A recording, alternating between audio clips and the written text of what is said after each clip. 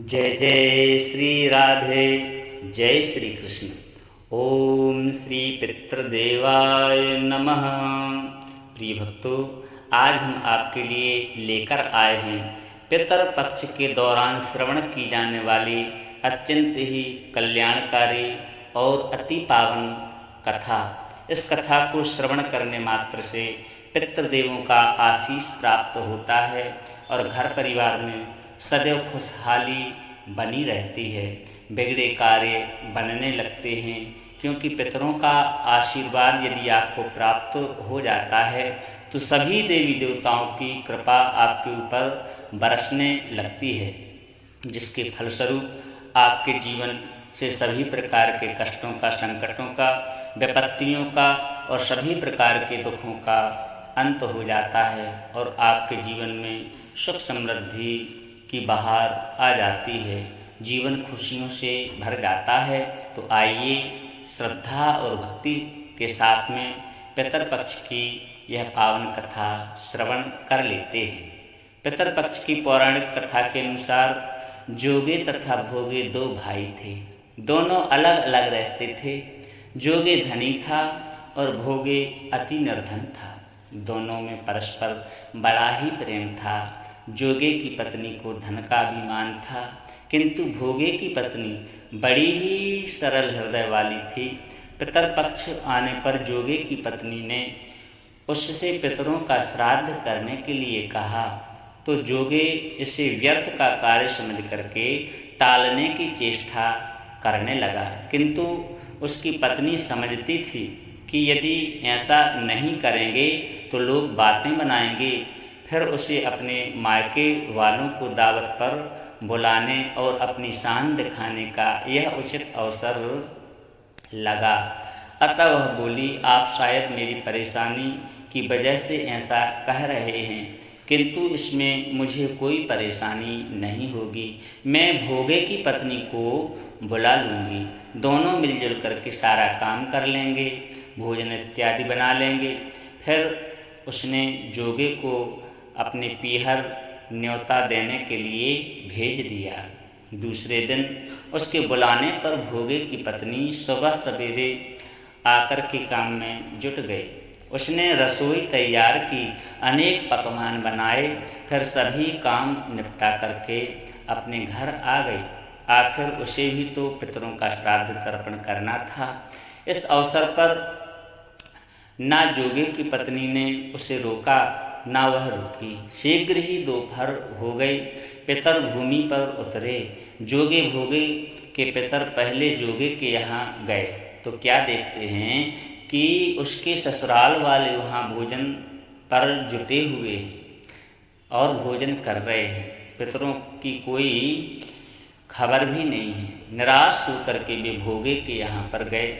वहाँ क्या देखते हैं कि मात्र पितरों के नाम पर अगियारी दे दी गई है। पितरों ने उसकी राख चाटी और भूखे ही नदी के किनारे पर जा पहुँचे। थोड़ी देर में सारे पितर इकट्ठे हो गए और अपने अपने यहाँ के श्राद्धों की बड़ाई करने लगे। जोगे भोगे के पितरों ने भी अपनी आप बीती सुनाई। फिर वे सोचने लगे, अगर भोगे समर्थवान होता तो शायद उन्हें आज भूखा नहीं रहना पड़ता, मगर भोगे के घर में तो दो टाइम की रोटी खाने को भी नहीं थी। यही सब सोच करके उन्हें भोगे पर अत्यंत दया आ गई। और पितर जो होते हैं वो देवताओं का ही तो स्वरूप होते हैं। अचानक वे नाच नाच करके गाने लगे और भोगे के घर धन हो जाए, भोगे के घर धन हो जाए, ऐसा कहने लगे। सांझ होने को हुई। भोगे के बच्चों को कुछ भी खाने को नहीं मिला। उन्होंने माँ से कहा कि माँ भूख लगी है। तब उन्हें टालने की गरज से भोगे की पत्नी ने कहा, जाओ बेटा, आंगन में हौदी औंधी रखी है, उसे जाकर के खोल लो और जो कुछ भी मिल जाए मिल बांट करके खा लेना। बच्चे वहाँ पहुँचे तो क्या देखते हैं कि हौदी मोहरों से भरी हुई थी। वे दौड़े दौड़े माँ के पास में पहुँचे और उसे सारी बात बताई। आंगन में आकर के भोगे की पत्नी ने यह सब कुछ देखा तो वह भी आश्चर्यचकित रह गई। इस प्रकार से भोगे भी धनी हो गया, अपार धन की उसको प्राप्ति हो गई। मगर धन पाकर के भी उसे तनिक भी अभिमान नहीं आया। दूसरे साल का पितर पक्ष श्राद्ध के दिन भोगे की स्त्री ने 56 प्रकार के भोजन बनवाए पितरों के लिए। पितरों का पूजन किया, ब्राह्मणों को बुला करके श्राद्ध किया, ब्राह्मणों को भी भोजन कराया, खूब दान दक्षिणा दी और जेठ जेठानी को सोने चांदी के बर्तनों में भोजन कराया। इससे पितर अत्यंत प्रसन्न हुए और आशीर्वाद दे करके उनको चले गए। इस प्रकार से उनके घर में खुशियों की बहार आ गई। इस पावन कथा को जो भी भक्त श्रद्धा और भक्ति के साथ में श्रवण करते हैं उसके जीवन में भी खुशियाँ आ जाती हैं, जीवन सुखी और संपन्न हो जाते हैं। क्योंकि पितरों का आशीर्वाद जिसे प्राप्त है तो सभी देवी देवताओं की कृपा ऐसे घर पर सदैव बरसती रहती है। पितर पक्ष के दौरान आप सभी भक्तों से निवेदन है कि इस पावन कथा को नित्य श्रवण करें और पितरों का आप सभी भक्त आशीष प्रदान प्राप्त अवश्य करें। पितरों को जल समर्पित करें। दक्षिण दिशा में पितरों के लिए तिल से जल दिया जाता है। सबसे पहले देवताओं को जल दें पूर्व दिशा में चावल से, इसके बाद में उत्तर दिशा में ऋषि तर्पण करें।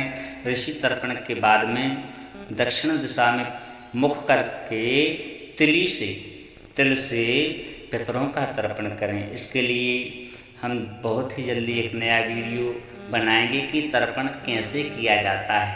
तब तक के लिए आप सभी भक्तों भगवान श्री नंदनंदन श्याम सुंदर के गुणों को गाएं, भगवान का भजन करें और पितरों का आशीष प्राप्त करने के लिए इस पावन कथा को नित्य श्रवण करें। जय श्री राधे, जय श्री कृष्ण।